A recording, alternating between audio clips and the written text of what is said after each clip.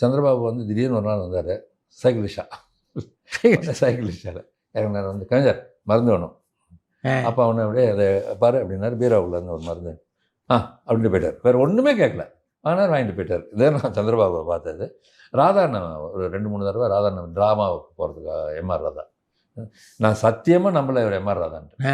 நல்ல கருப்பு, முடியெல்லாம் இப்படி தூக்கிட்டு நிற்கிது, ஏன்னு சிரிச்சுட்டு பேசிட்டு இருக்காரு. யாருன்னு கேட்குறேன். வசந்தன் சொல்கிறான், எம்ஆர் ராதா. படா எம்ஆர் ராதா எப்படி இருப்பார் இவர் எம்ஆர் ராதா. அவர் ஒரு 2-3 தடவை ராதான்னு வந்து. சிவாஜி சார் வந்து எப்படின்னா வாசல் அது வந்து எங்கள் அம்மா சொல்லுவாங்க, வாசல் வந்தோன்னே இந்த வீட்டில் சில இது பண்ணுவாங்க. அப்படின்னா முதல் நாள் மீந்து போன ரசம், சாம்பார், கூட்டு எல்லாத்தையும் ஒன்றா போட்டு சுண்டை குழம்புன்னு ஒன்று பண்ணுவாங்க.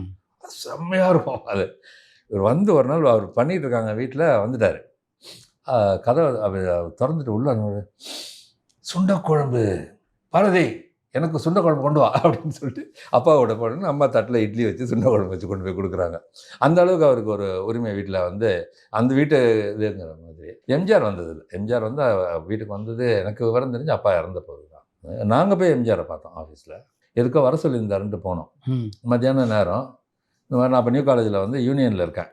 ஃபஸ்ட்டு டைம் நியூ காலேஜ் ஹிஸ்ட்ரியிலே வந்து ஒரு கட்சி சார்ந்த யூனியன் வந்தது எங்கள் டைமில் தான். எம்ஜிஆர் அப்போ சிஎம். தொப்பி இப்பி போடாமல் ஒரு கண்ணாடி போட்டு ஏதோ படிச்சுட்டு இருக்காரு. வர சொல்லிட்டாரு. மேலே போனோம். யாரையும் பார்க்க மாட்டார் அந்த மாதிரி இதில். அதெல்லாம் வர சொல்லிட்டு போனோம்னா, யார் இது பையன்? நான் சொன்னேன், இந்த மாதிரி எங்கள் காலேஜில் ஃபஸ்ட் டைம் யூனியன் வந்தது. ஓ மேம் உறுப்பினர் ஆகிட்டியா?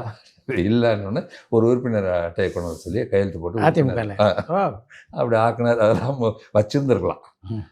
அப்புறம் அப்பா அவரும் பேசிட்டு இருந்தாங்க. நான் கீழே வந்து முத்துக்கிட்ட உட்காந்து அரட்டை அடிச்சுட்டு உட்காந்துருந்தேன். அதுதான் எம்ஜிஆரை பார்த்துருக்கேன்டா கலர், அப்படியும் ஒரு கலர்.